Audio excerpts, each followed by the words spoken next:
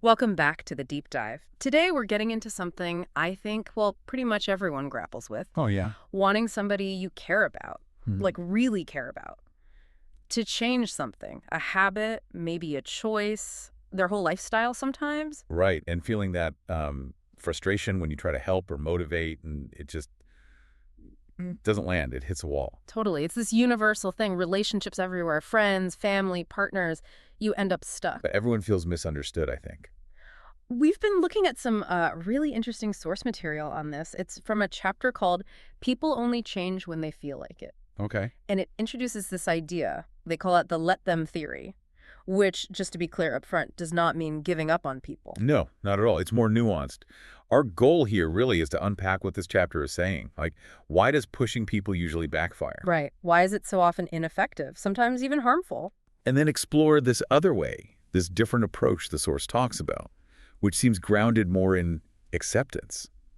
We're sticking purely to the sources here. And look, if you're listening, I bet you've been there. Either you're the one trying desperately to get someone to change, maybe feeling kind of responsible for them. Or you've been on the receiving end, someone pushing you. Absolutely. So this deep dive, it's definitely for you. Because the core idea the source puts out there is, well, pretty blunt. Yeah. You just can't make another adult change. Doesn't matter how right you think you are. Or how good your reasons are, or how big the consequences look. If they don't feel like changing deep down, it's not happening. And the source is really clear, trying to force it. It doesn't just fail, it causes problems. That creates tension, resentment, Extents.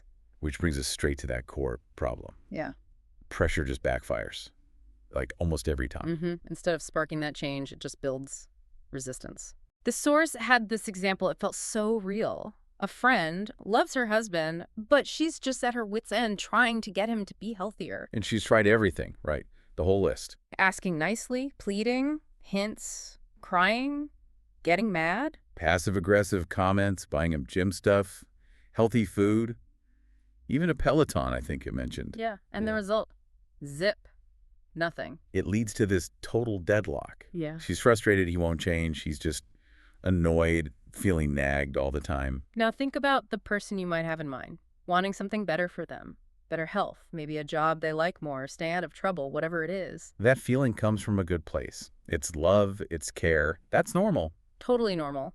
The source says the problem isn't wanting good things for them. The problem is usually the way we go about it, our approach. And just flip it around for a second. How does it feel when someone's pressuring you?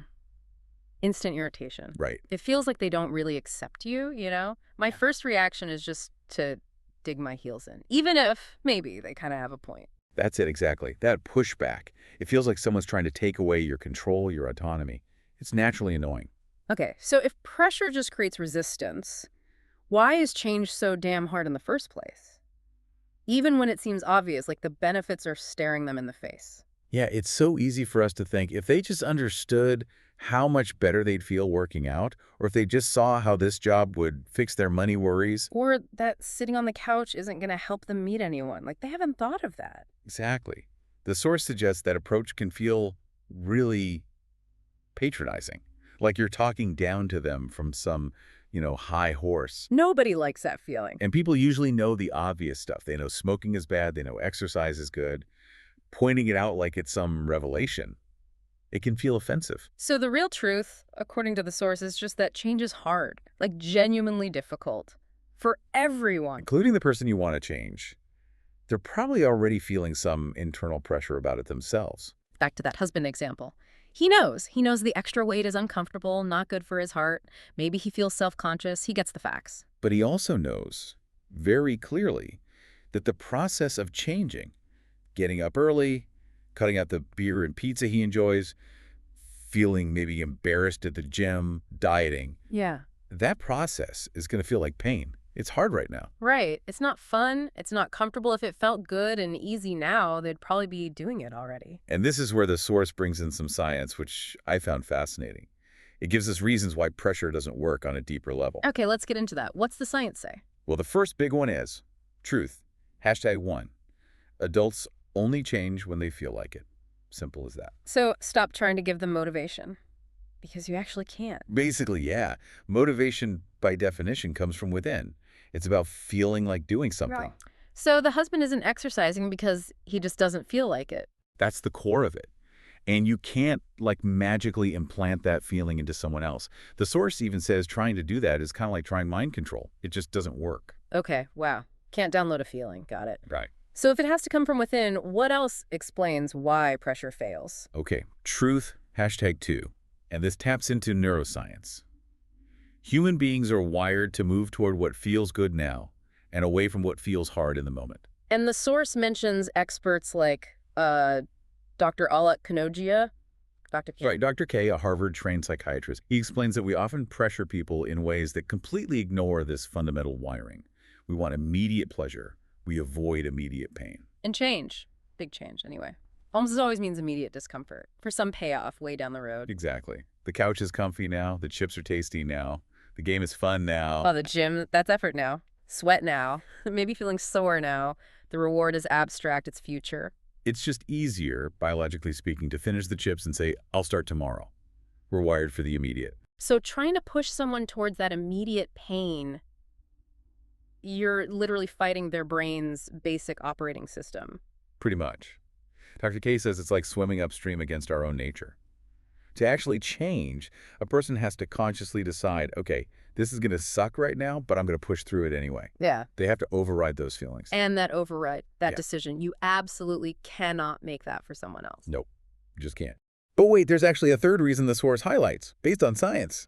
There's more. Seriously. Yeah, and this one from behavioral neuroscientist Dr. Tali Sharot. It's kind of mind-blowing. Truth, #3. Every single person on the planet thinks they're the exception. Oh, boy. Okay. That sounds familiar. Dr. Sharot's research found something pretty groundbreaking. People genuinely believe that warnings, threats, all those risks we point out, they don't really apply to them. So the husband thinks he won't be the one to have the heart attack. The friend vaping thinks she won't get the lung problems. Your coworker thinks their quiet quitting is totally under the radar. Your partner doesn't really believe you'll leave. We all do it. We all do it. Yeah. And here's the kicker from Dr. Sharot's brain scans. The part of the brain that processes negative information, threats, warnings, stuff you don't want to hear, Yeah.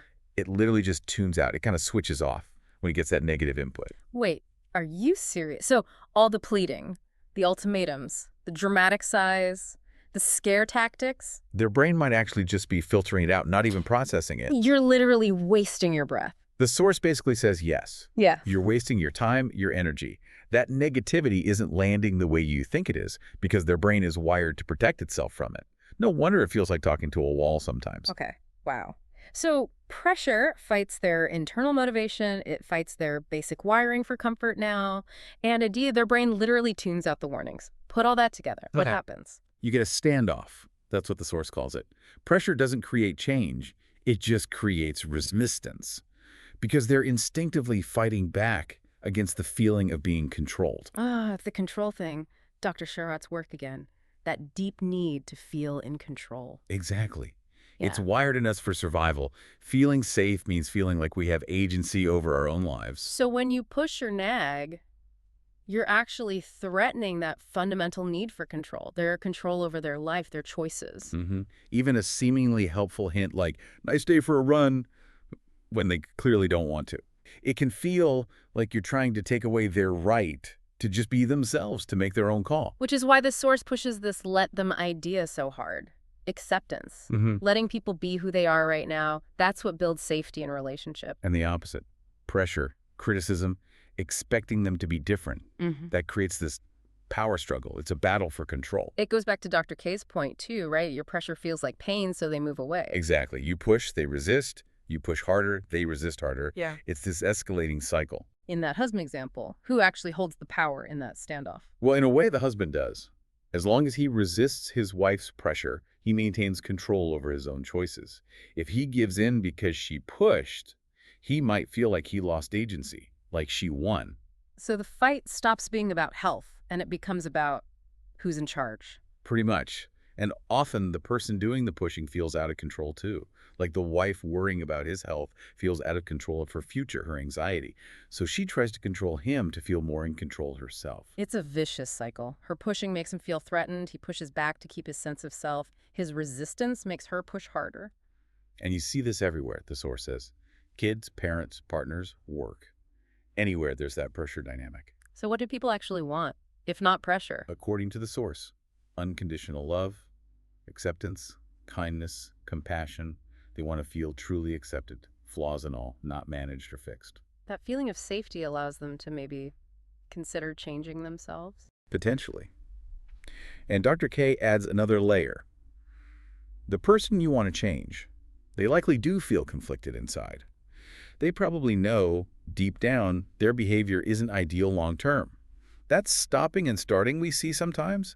That's evidence of their internal struggle. And it's already hard fighting that internal battle. Having someone else constantly on your case about it just makes it, what, 10 times harder? Exponentially harder. Plus, if you do finally change, you might also have to deal with feeling like you're admitting they were right all along, which adds another layer of resistance. Dr. K really stresses it has to be their idea, for their reasons, not just to shut you up. Or the change won't stick, and resentment just builds up on both sides. Okay, so this all leads us to the let them theory as the alternative approach. Right. The recap is pretty stark. People change when they are ready, on their schedule. The source says, basically, stop punishing them for not being on your schedule. Stop trying to motivate them. It's a waste of time. It's stressful for you. It hurts the relationship. And it just doesn't work. It drives you apart. So the let them action. It's not giving up. It's what? An active choice. Yeah, an active choice to love people by meeting them right where they are. Letting adults be adults, essentially. Making that conscious decision. What does that look like? Let them be, practically speaking. The source is direct. It means choosing acceptance right now. With compassion, not judgment. Let them be on their own timeline. Let them fail. Let them vape. Let them stay in the bad relationship. Let them make promises they break. Let them be messy. Wear sweatpants all day. Let them play video games. Let them face the consequences of their choices or inaction. Let them sit on the couch. Let them ultimately live their life. Okay, that sounds incredibly simple and incredibly difficult to actually do. Oh, totally. The source admits it takes huge humility. Letting go of that illusion that you can control another person, but it also points out where your real power is. Which is? The only behavior you can actually control is your own. So the first step in changing this dynamic is changing my behavior. Exactly. Pivot from pressure to acceptance. Practice, let them be. Consciously. And the result. What does the source say happens then? The frustrating, damaging battle for control just ends. You stop fighting that losing war. And the source hints, by letting go of trying to control their behavior, you actually open the door to potentially influencing positive change later on. It's based on how we're actually wired. It's not just like a nice philosophy. It's science. Yeah. So wrapping this up, the big takeaway is pretty powerful. Trying to pressure people. It just doesn't work. It fights human nature, brain wiring, the need for control. It creates resistance, not change. And the alternative the source offers, this let them theory, it starts with you, shifting your approach from pressure to acceptance, right here, right now, with compassion. So if you've been stuck in that cycle, feeling frustrated that your efforts aren't working, maybe this gives you a different way to see why. Think about that dynamic you're in. What might actually shift in the energy, the connection, if you genuinely stop trying to control and just offered acceptance instead? And the source suggests something really interesting. By not pressuring, by truly letting them, you might actually create this space where they can find their own motivation to change. For themselves, not for you. It unlocks influence, maybe. Which brings us back to that brain science. If pressuring someone literally makes their brain tune you out, what does it look like to actually connect, maybe even influence, in a way their brain is actually wired to receive? Something to think about.